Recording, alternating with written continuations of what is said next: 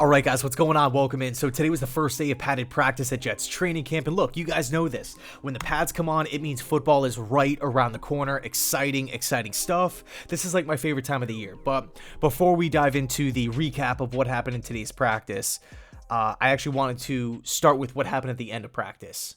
Cam Clark was injured, and I just wrapped up watching the Robert Saleh press conference, and he said that it was a neck injury. A stretcher was involved, and so was an ambulance.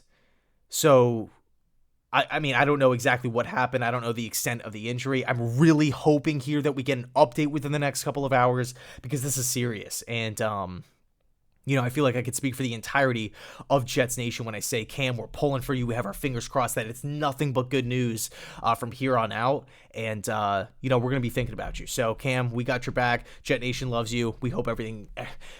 It's a tough situation. We hope everything's all good.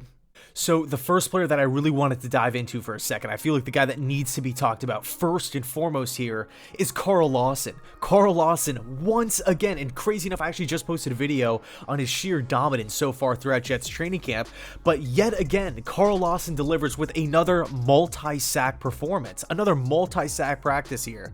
Can this guy be stopped? I mean, seriously, like, it's gotten to the point where I'm counting down the days until joint practices, where Lawson can start beating up on the Packers, beating up on the Eagles. I mean, this is ridiculous. Lawson's coming in, signing that multi-year contract. He's going to be the team's number one pass rusher.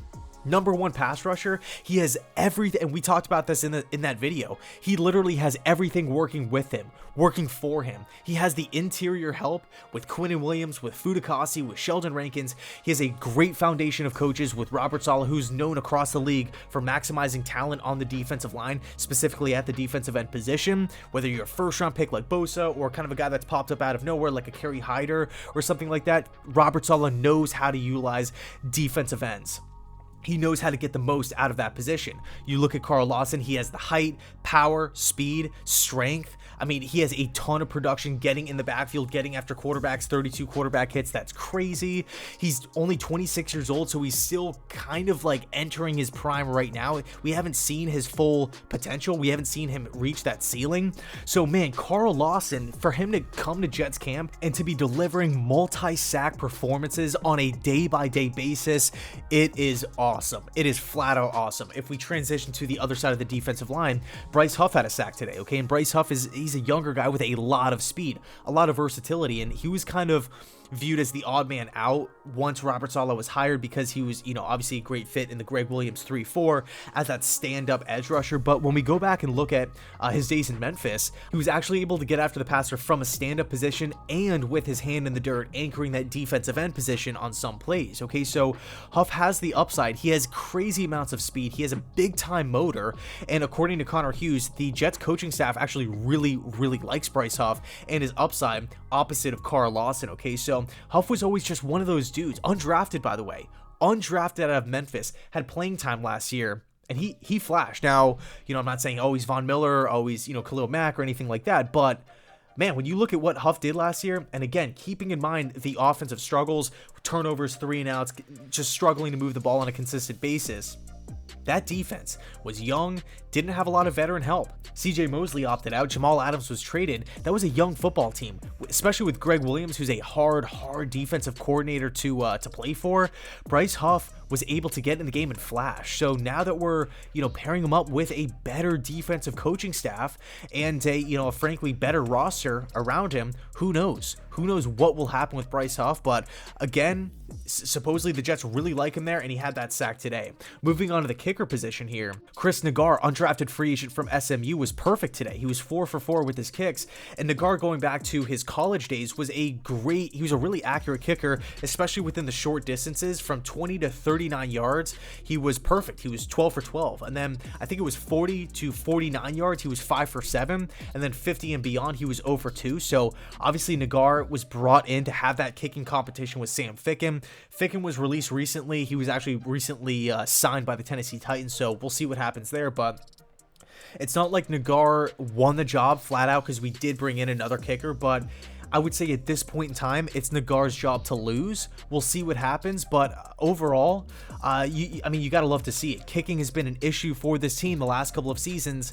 It wasn't. I think the last really solid, like dependable, reliable kicker we had was Myers when he made the Pro Bowl, and then Mike McCagnon, for whatever reason, did not bring him back, and that still haunts me to this day. But anyway, Nagar looking pretty good so far. Next up, of course, it's Zach Wilson, and funny enough, today's actually Wilson's birthday, but there was some good, there was some bad. It was just an overall solid day for Zach Wilson.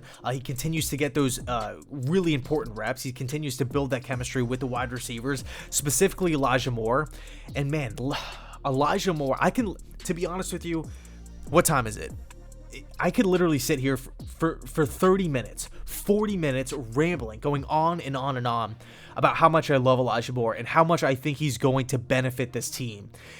He is looking absolutely fantastic from every aspect. Physical aspects like his hands, his quickness, his separation skills, his ability to hurt defenses within the short passing game, intermediate passing game, and deep down the field. That has been on display at Jets training camp. Okay, it was on full display at Ole Miss. He is not just some slot wide receiver. You can literally line Elijah Moore up on the outside. You can move him around. You can send him on reverses. You can do so much with Elijah Moore. This guy is, I'm just totally excited. Totally pumped up for him. Really productive at Ole Miss. I truly feel like Elijah Moore has a shot to win Rookie of the Year. Of course, with Zach Wilson as well, but I mean, talk about a second-round guy who could just burst onto the scene. I mean, he could very well be a household name by the end of the season or by the halfway mark. I mean, that's how good, that's how much confidence I have in Elijah Moore. But I did want to touch on Michael Carter for a second, okay? Because I feel like there's just been so much happening, right? There's just been so many storylines, and then obviously Zach Wilson being the second overall pick and brand new coaching staff. Like, there's so much to go around. There's so much positivity right now with this team.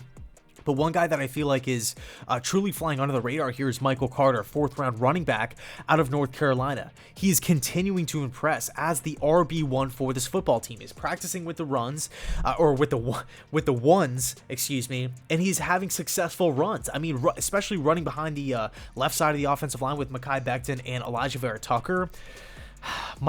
This team is like, it's a night and day difference from what we're accustomed to the last couple of seasons with Adam Gase and, you know, the end of the Todd Bowles era. There is just so much upside. There is so much excitement. There's so much hype, so much electricity from the top down. But Michael Carter, man, he can hurt you out of the backfield. He can hurt you between the tackles. Running outside the tackles has been on display at Jets camp as well, which is great. Absolutely great. He's always seeming to fall forward. He's really good. He has a lot of balance, so he's good after contact. Just, I mean, he's on the shorter end, but I feel like the one thing with this offense, it kind of works in his favor because you can kind of get lost and pick up a lot of yards in short distances where the defensive linemen and the linebackers might not be able to pick up on where you are immediately. So plus we also have to factor in Michael Carter's burst and acceleration, two awesome traits, and his vision as well. So anyway, I'll leave it there. Again, we have our fingers crossed here that we get some good news about Cam Clark. Like, I have a pit in my stomach right now. So anyway, thanks so much for watching. Let me know your thoughts down below in the comment section, and as always, go Jets.